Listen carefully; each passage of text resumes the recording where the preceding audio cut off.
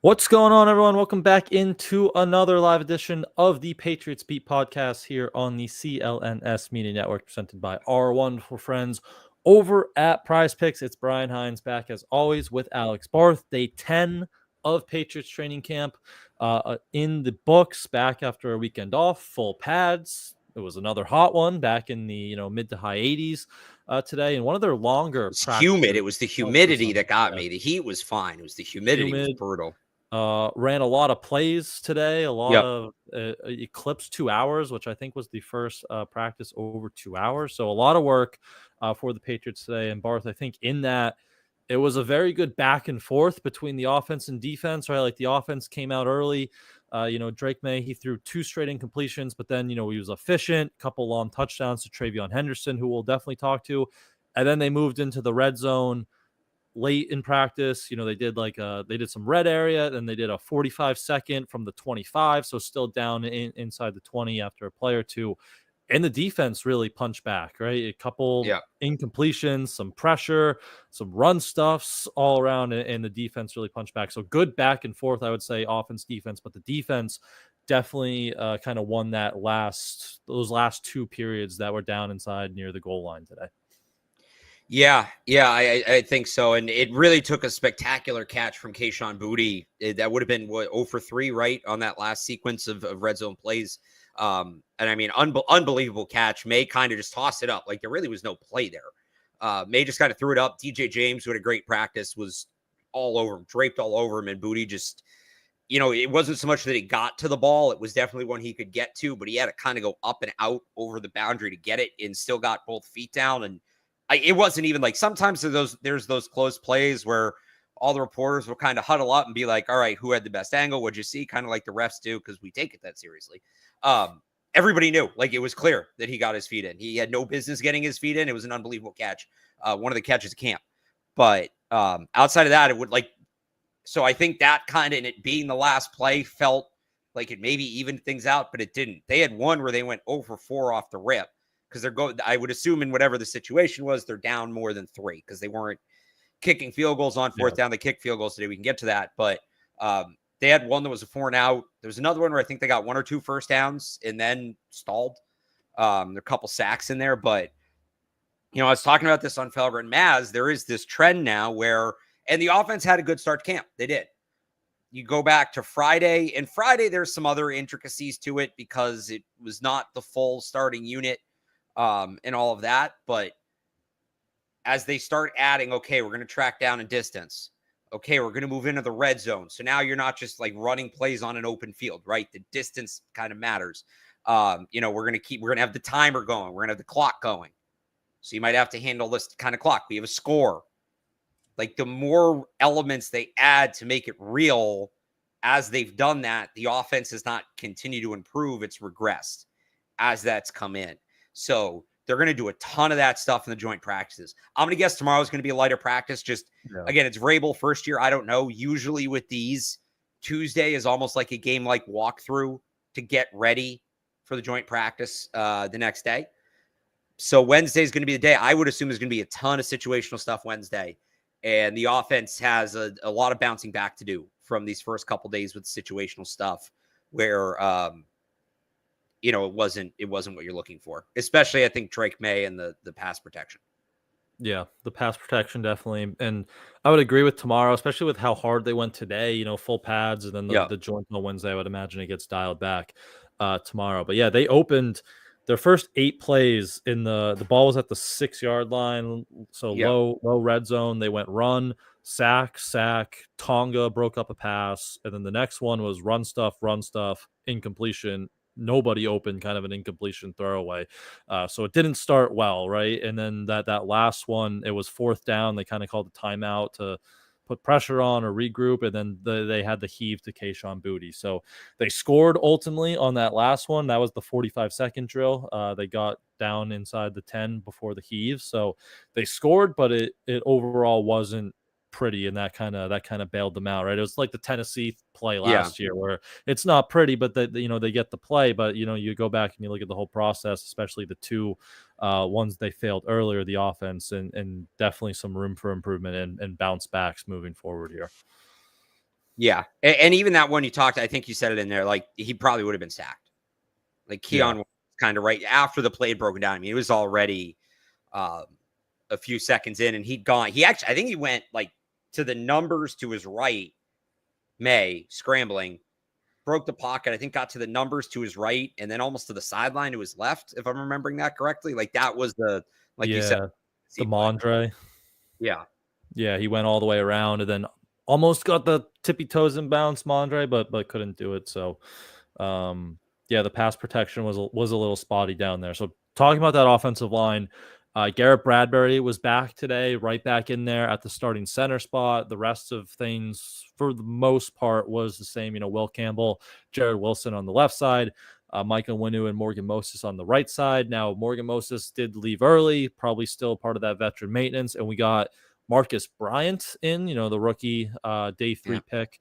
That's usually been Trey Jacobs' spot, but they flipped on the secondary unit. So then Marcus Bryant went in to back up Morgan Moses there, got some time with the top unit there. And Ben Brown still worked in a little bit with Garrett Bradbury at the starting center spot. So maybe he's pushing for time or just that top backup at center. And he also spent some time at left guard with the second unit. So maybe showing some of that versatility there. But outside of the rotation, did any performance stand out to you? Will Campbell, one-on-ones, kind of settled down in teamwork, it seemed again, or anything else, just individual performance wise up front? Yeah, I think the teamwork, the traditional pass sets, it was probably his best day in that regard. It still wasn't perfect, but I think he did a better job of, and we've talked about this, Brian, like every tackle is going to get beat at some point. When you get initially beat, can you recover and mitigate or just outright win over the course of the play? And I think he did that a couple times. There was one where Keon White got right up into him and he just kind of sat his anchor down and was like, fine, go through me, and held up. So like, that's good. I on the movement on the offensive line, though, it gets back to something I've been talking about a lot, which is you can feel good. I think you can feel okay about Will Campbell, Jared Wilson, Garrett Bradbury, Michael Nwenu, Morgan Moses. You start pulling out one piece and it's a Jenga tower. Like it can fall apart so fast. And I think them flipping the tackles signals they don't feel great about either of those guys as the backup. Or they don't feel great about Verdarian Lowe or something, because it's like, all right, well, we need to see if either of these guys is a true swing tackle. I think Ben Brown playing guard is very bad news for Cole Strange, because now, like I think we did this last week. We kind of broke down what it looked like, who was on the team, who wasn't on the offensive line. It was like, all right, well, Cole Strange might have to make it because Ben Brown only plays center. And are you going to keep a backup center and a backup guard center? But if Ben Brown can play guard, now they're both left guard center hybrids. Who's the better player? I'm not saying definitively it's Ben Brown, but they at least want to see what that looks like. And if both of those guys have the ability to play left guard and center, you feel good about them at both as a backup. You're not going to keep both of them. It opens the door to keep a left tackle, in addition to one of DeMontre Jacobs or Marcus Bryant on the right side. And I would say with that, like, it feels like they think Ben Brown is probably the better player, right? Because when Garrett Bradbury missed time last week, well, they think Ben Brown's the better center. Yeah. That's fair. The question would be, all right, well, Cole Strange is a better guard and he's close to as capable a center, right? So, but they think Ben Brown's the better center. So if he can show he's a close level to Strange guard, then you're there. Because Ben Brown's played 8 snaps of guard in the NFL. Like, he might suck at guard, and then it's, Cole Strange has more flexibility. If Ben Brown shows he has the same level of flexibility as Cole Strange, it's game on, just who's better. And that's it. And you don't have to kind of crunch the numbers on, well, all right, this guy was a little better at this position, but this guy's better at this position. So this is where we want to address the depth. And we have this other guy who can move here. Like, nope, if they're both left guard center hybrids, who looks better? And it's just a sprint to the finish. Yep. So that'll be a good competition with the Commanders coming into town again. Their pass rush, unfortunately, isn't the best, but that's an interesting competition, I should say, along the backup there. But back to Will Campbell, like, I agree with everything you said. He settled down. I think the first drop back of the red zone work, Keon got him, and then I was watching him pretty closely after that. Like, no pressures, seemed to handle Keon pretty well. So he settled in well. Will Campbell did. Same thing with kind of one-on-ones. Keon got him on the first rep. Then he settled down. Braden Swinson tried that inside move on him again, and he shut that one down. So good that he kind of settled down there throughout the day. Will Campbell, that is. But I want to talk about some of these pass catchers. Before we do the receivers, TreVeyon Henderson, maybe foreshadowing plugger of the day, one of the best players on the field today, because in that early 11-on-11 work, 2 long touchdowns, both down the left sideline from Drake May. One, he beat Robert Spillane on a wheel route. The other one kind of motioned out, or I don't know if he motioned or he started out wide, but he was out wide at the snap. Just kind of a double move right by Christian Ellis, and another long touchdown again down the left sideline. Like, he is a matchup nightmare for these linebackers. You see the speed, the explosiveness, the pass catching ability. He keeps talking about how Josh McDaniels loves getting them in space and just using that ability. And he seems it's a lot of fun to watch. And he seems like that could be a pretty big part of their offense this year, using him as a pass catcher. Yeah, he's been pound for pound probably the most impressive rookie. Like, Will Campbell's been solid, but there's still some bumps there. Kyle Williams has been very hot and cold. He's gone a few days now without really doing anything notable. Craig Woodson kind of leveled out after a strong spring. I guess Jared Wilson, but like non-offensive lineman, definitely TreVeyon Henderson's been the most impressive rookie. I don't think he's getting the Josh McDaniels redshirt year, and the fact that they can split him out like that as a receiver is going to be a weapon. And I think we're going to see a lot of 12 personnel and things like that, and him and Ramondre, and him and Antonio Gibson, or whoever it is, him and Larison maybe. But he's been as advertised in this camp, and he's been great. He really has. He's looked good in blitz pickup too, which we said going in was going to be kind of the big thing, right? We know he's fast and he's got good field vision. He can catch the football. Josh McDaniels isn't going to put him out there on 3rd and 7 if he can't pick up a blitz. And I haven't noticed any. I don't know about you, Brian. Like, I haven't noticed any screw ups from him in that regard. He hasn't exactly planted anybody, but sometimes when we're not noticing you in pass protection, that's all you need. That's a good thing, especially because we can't go back and look at the film, right? So, yeah, I've been very impressed by TreVeyon Henderson.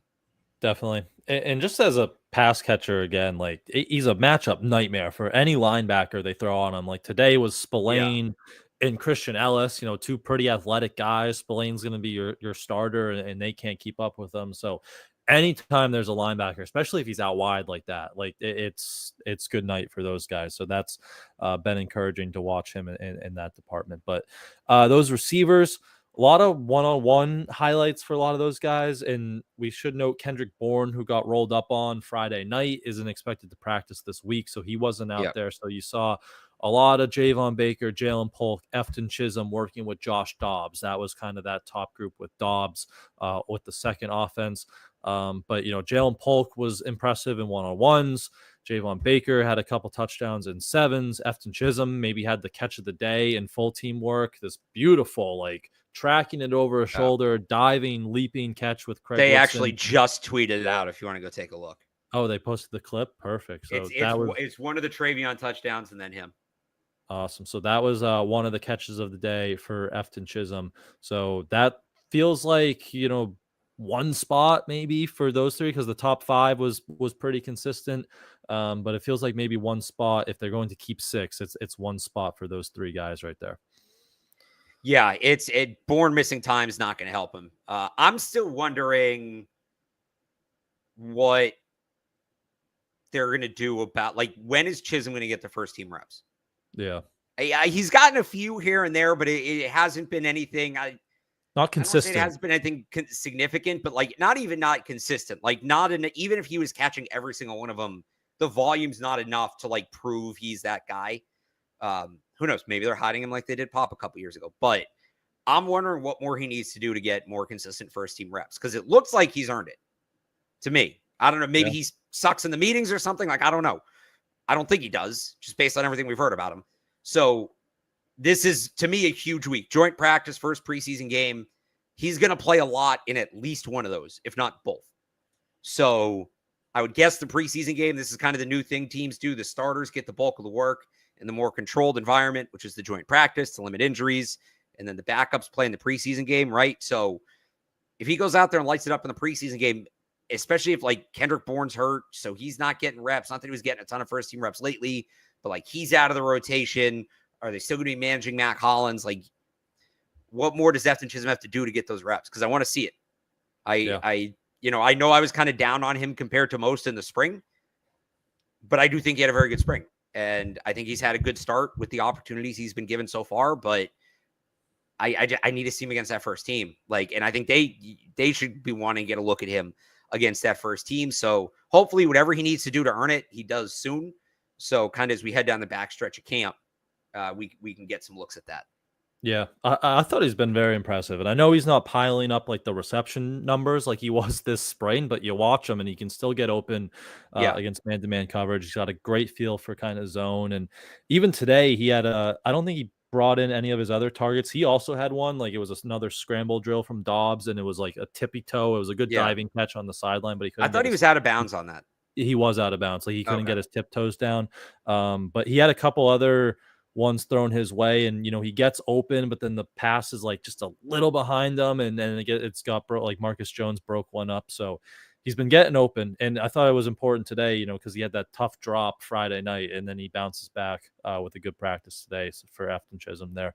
And they were doing that thing at the end of practice where it was like it was a 2-minute drill, kind of hurry up drive on air. So like May and his offense went, and then Dobbs and his offense went, and Chisholm was in with Dobbs, and then the third team just kind of ran the sideline, and Polk was over there. So maybe he's ahead of Polk in kind of that standing right now. Polk still, maybe making up some ground after he missed some time with the injury this year. So I'm with you though. I'd like to see Efton, try to get those snaps up with Drake and see if he can hang up there. But that's that kind of depth receiver battle going on right now, because again, that top 5 remain the same. So anything else offensive side of the football? Anyone else stand out to you or make any plays that you thought were noteworthy today? Jaheim Bell had a nice diving catch. It's kind of a credit where credit's due thing. But yep, definitely. Yeah.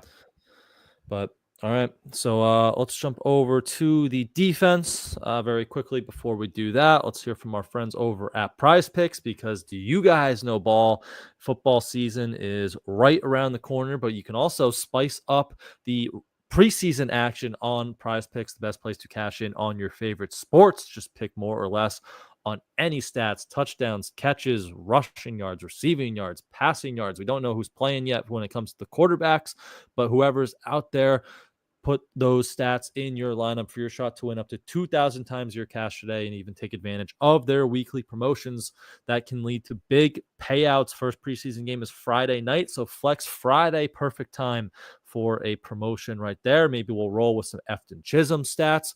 Again, not sure how much Drake is going to play, so maybe we lean into Josh Dobbs, that one, TreVeyon Henderson, some of those other rookies to get involved as well there. So download the Prize Picks app today and use code CLNS to get $50 instantly after you play your first $5 lineup. That's code CLNS to get $50 instantly after you play your first $5 lineup. All over on Prize Picks. Run your game. All right. To the defense. Should note, in the secondary, still no Christian Gonzalez, still no Carlton Davis. Vrabel said they're not expected to participate in the joint practice either, so they'll be out a little bit more this week. Does seem like, Davis was out there for the start of practice, and then he left.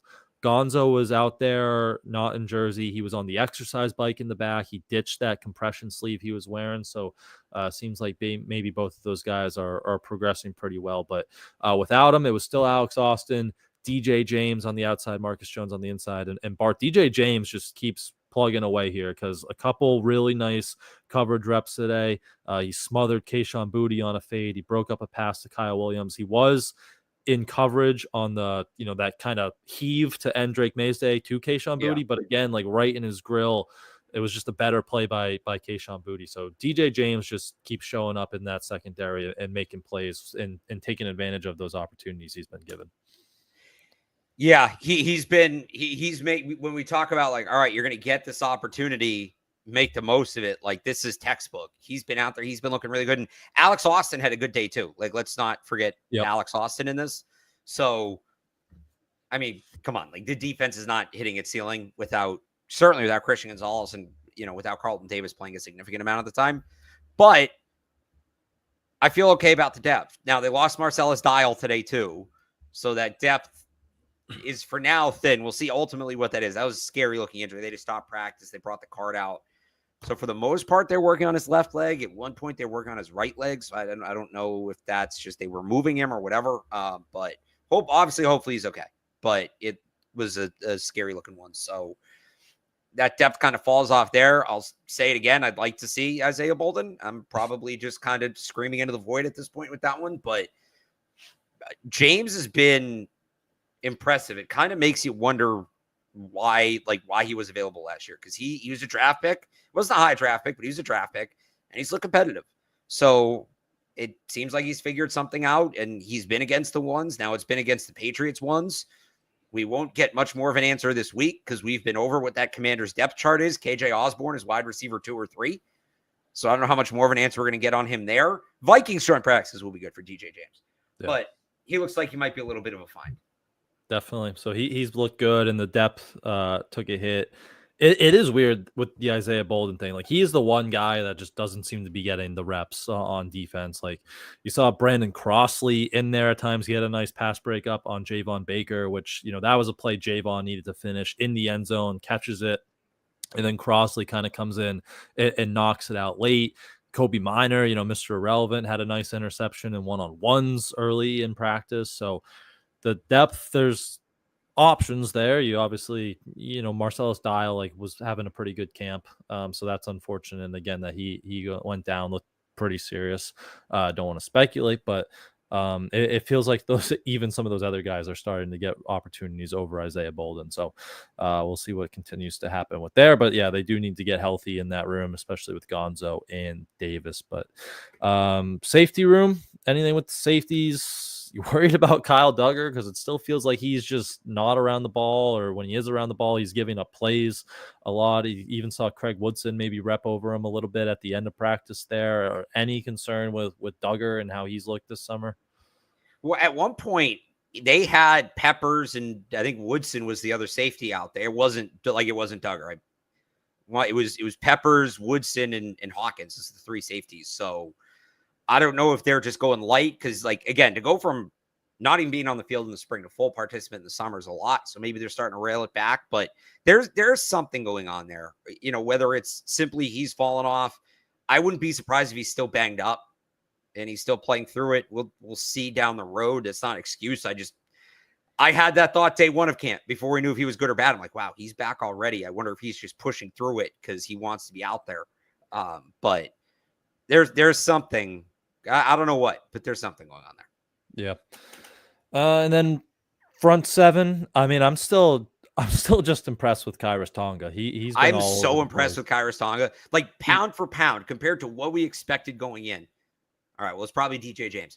After DJ James, is anybody having a more impressive camp versus expectations than Khyiris Tonga? I don't think so. Because maybe K'Lavon Chason, I guess. But no, yeah. I feel like I had decent expectations for him. Yeah. Not to be the best pass rusher, but I definitely had higher expectations, I would think, for Chason than Khyiris Tonga, right? Like, that was it did he sign the first day of free agency, Tonga? Yeah, he signed late in the day. Yeah, I thought he was just going to be all right, running down player. You're just going to put him out there on 3rd and 1s and on the goal line, and that's it. But he's shown up a little bit as a pass rusher. He had a batted pass today. He's done that a couple times. I don't think you're playing him on 3rd and 15. Can you put him out there on 1st and 10 and he won't be a liability if they start throwing? Maybe. He's impressively athletic for a guy that size. There's a little Danny Shelton. I'm not going to go as far as Vince Wilfork, obviously. Danny Shelton could move a little bit for his size. He's not quite as big as Danny Shelton is, but a little bit of similarities. Okay, yeah, you are primarily a run stopper, but you're not going to get caught out of place. If we're in a probably run, but in between situation, maybe a 2nd and 5, right? 2nd and 4. I don't think he's going to be caught horribly off guard if, a team's throwing in one of those situations. He can hold his own there. It feels like. And again, the batted pass today, and then the next the next play in the next period, he has a big run stuff, just swallows Antonio Gibson. Vrabel was shouting him out after the play. So he's been very impressive. And again, for a guy, a 1 year low money deal, like everyone's talking about Milton Williams and this big deal. And then they quietly kind of signed this guy a couple hours later. He's never played more than, 40% of a team's defensive snaps, kind of been around a few different teams over the last few years. Like he's looked very, very impressive in the interior behind working with and behind Barmore and Milton Williams as well there. So Tonga's been very impressive. You mentioned Chason. He did not practice today. He was another guy who left that scrimmage Friday night early. Doesn't seem too serious though. He made an appearance in, just his jersey walking around on the sideline a little bit. So he was out there at times, but did not practice today, Chason. Anything else with those edge guys or any of the other pass rush notes? I mean, I hope Chason gets back. He's having a great camp. It would suck if he has to miss significant time. Yeah. I'll bring this one up. This is a good name for Pat said. Truman Jones, sneaky, making a roster push. So I know the big story was he kind of bowled over Will Campbell the other night. He was an offseason award winner. He's been doing a ton of special team stuff for them. And I wonder if it's kind of, all right, like you're going to be a special teams player. Let's see what because he's getting more pass rush opportunities now. Let's see what you can give us as a pass rusher because, we're going to keep you for special teams. We need to know you can give us some depth. So that kind of seems to be the role they're working. I always use Brandon Bolden as the example for that. Where, ideally, you're just playing special teams, but in a pinch, if we need you to fill in, we know you won't suck at whatever your listed position is. So, I don't know that he's popped as a pass rusher. He's had one or two moments, but with his special teams ability, that might be enough to kind of sneak him on the back end, especially, and they play different positions, but if Marcellus Dial's going to miss time, Marcellus Dial's a core special teamer. And it's not that you're going to move Truman Jones out to gunner. You're not, but you just want a certain number of guys on that unit, wherever they line up, who are the core guys that you can kind of build around. And so Truman Jones can maybe if a special team spot opens up, right, you're going to have to get another gunner for Dial. Maybe that's Mac Hollins, who's already on as a receiver. And then now Truman Jones gets that core special teamer spot. So Bubble Guy, I still haven't done my first roster projection. I'm going to do that this week. So honestly, off the top of my head, as I've gone through it, he's right on the line. I don't know exactly what my number's at. I'll go through it, but he's not a camp body, which I think is where some people maybe saw him coming in after he was on the practice squad last year. He's definitely on the bubble, at least. Yeah. Yeah, he feels like a guy, if he gets edged out on that bubble, a lock for the practice squad, if they can get him there. So he definitely I'm proud of us for not doing, you're not going to get him to the practice squad for every guy this year. We're done with that. We're done. Yeah, we've learned our lesson on that. You can get these guys at the practice squad 99% of the time. The only ones you can't get to the practice squad are tackles, which is fine because the Patriots are the ones that are claiming the tackles. So if they're cutting a tackle, they shouldn't be cutting a tackle. They need those tackles. Yeah, they should not be cutting the tackle. So, Truman Jones definitely a name to know, and good competition though in that edge room because Anthony Jennings got some more reps today with Chase on down. He had a would-be sack, a big run stuff as he tends to do, and then Elijah Ponder too. UDFA had three really nice wins in one-on-one. So he has some juice on the edge too there, Elijah Ponder. So some good edge depth there on the bubble. Some good battles there. Those guys will also be ones to watch during the preseason and the joint practice as well there. So that's defense. We'll wrap up with special teams because Barth, this kicker competition is still going tremendously for the Patriots because Borregales, Parker Romo alternating today, 4 of 4 for both, maxed out about 54 yards, so a little deeper than usual. And we're at 5 practices straight now without a miss from either of these guys. So it's tight, but it's best case scenario kind of tight right now. Yeah, I mean, I still think Ty goes to the draft pick. I would think.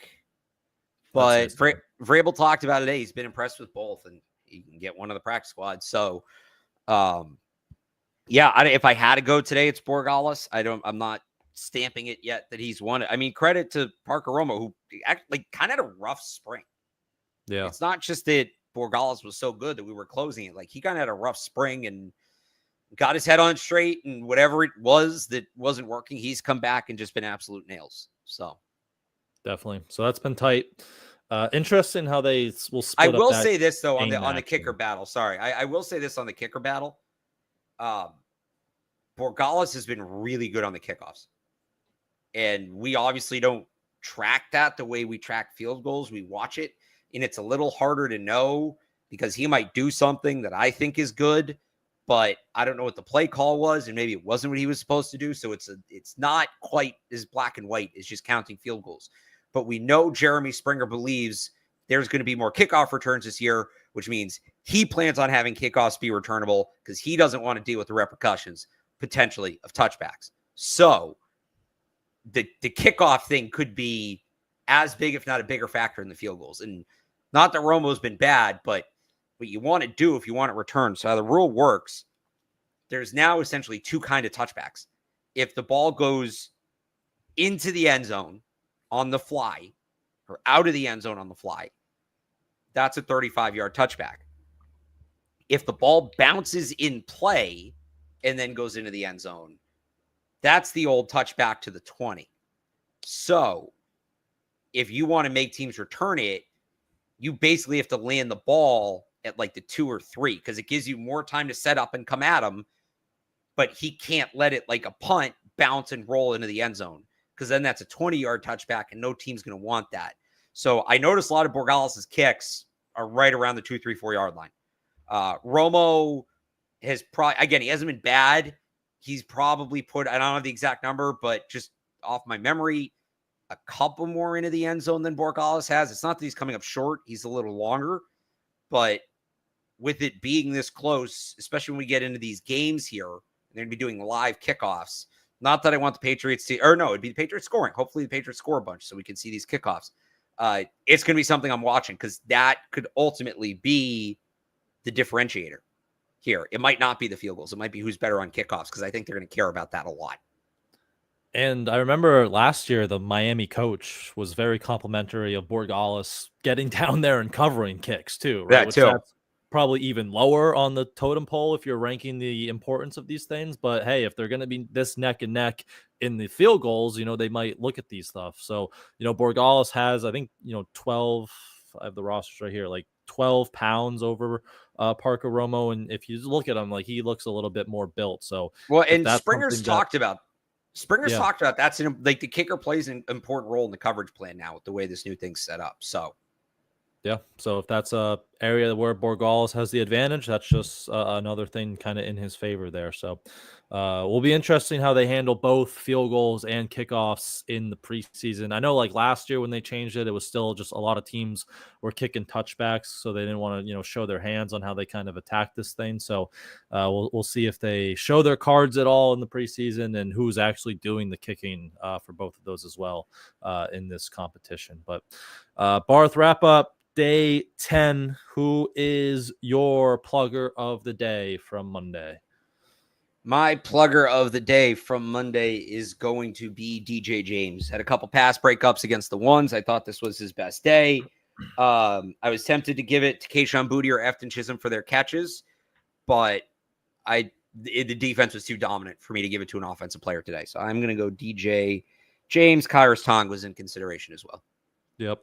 I like all those considerations. I'm actually going to go offense for what he did at the start of practice, and I'll give it to the rookie, TreVeyon Henderson. Couple those deep touchdowns we talked about through the air. He probably would have had another one on the ground, kind of a toss to his right where he just explodes through the line, and then he actually had a touchdown down in the goal line, again on a pitch from Josh Dobbs. So he was active. He was all over the place in both phases, run and pass. So I'll give it to TreVeyon Henderson today. So they're both new on the list. I really was not expect. I mean, this thing is, I'll show you. This thing is growing.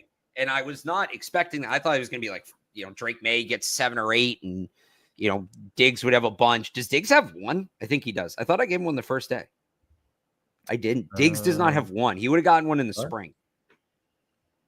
So it's the guys with multiple. Kayvon Chason still the leader. He has 3. Mac Hollins, Robert Spillane, Pop Douglas, and Drake May all have 2. I don't even know. Do I read the whole list still, or is it too long? Kyle Williams, Harold Landry, Bryce Baringer, Mike Vrabel, Brian's Phone, Javon Baker, Will Campbell, Jared Wilson, Andres Borregales, Kayshon Boutte, and now DJ James and TreVeyon Henderson. So it's going to come down to the wire here. I guess that's a good thing that a lot of players are getting it, right? Like, it's not just one guy. It isn't. Like, but, you know, you'd like to see somebody really be dominant. Yeah. When are we cutting it off? Is it Sunday for the last, like, open training camp practice? Or I think we're going to run it to roster cuts, right? I figured we'd run it through. Or whenever would they stop giving it? Well, yeah, we'll do it for the joint practices in Minnesota. Not that I'll be there, so I'm going to have to do it secondhand. But, yeah, I guess as long as they're giving us full access to practice. Sometimes there's a few practices before roster cuts that are closed to the media. We won't be able to do it for those. Yeah. So, like, who stretched the best? No, forget about it. So, we'll figure out when we get there. But Kayvon Chaisson in the lead, but he's hurt, so there's still time for somebody to catch up. It'd be great if it was Drake May or Will Campbell. Drake May is 2, so he's almost there. We'll go as long as they let us go with that. But we'll wrap it up there today. Again, we'll be back tomorrow for day 11. Might be a little bit lower tempo, but whatever happens, we'll be back to break it down. So make sure you're locked on Patriots Press Pass. Like, subscribe, turn on your notifications so you know exactly when we are going to go live. And if you're doing audio only listening, you can subscribe there wherever you get your podcast, Apple, Spotify, anywhere else you may be listening. Please subscribe there. You can also follow Barth, of course, on Twitter at RealAlexBarth. Head over to 985thesportshub.com for his Patriots training camp coverage there. And you can follow me on Twitter at I am Brian Hines, and head over to patspulpit.com for our coverage there as well. Thanks, everyone, for jumping in with us today, and we will see you guys back tomorrow.